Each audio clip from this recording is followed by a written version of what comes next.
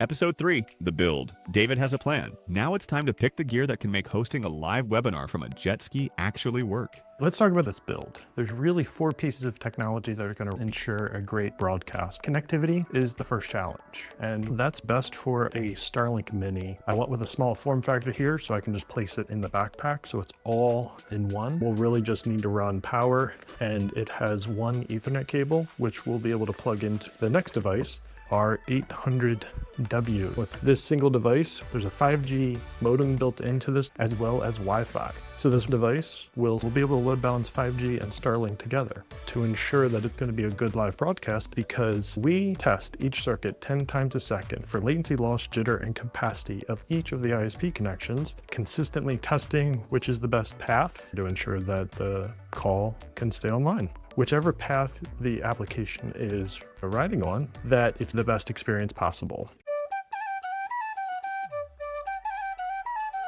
I'm out here doing some tests for the Jetski webinar that we're hosting August 18th. Tests have gone well. I currently have an 800W strapped to my back. It's got a battery inside that backpack. It is only running on Verizon right now and broadcasting Wi-Fi. I just did some Teams calls as a couple tests. So far, everything is working well. Next step here is for me to connect the Starlink to the back of the Jetski. It'll go right on the back of that seat, and then that'll plug directly into this 800W.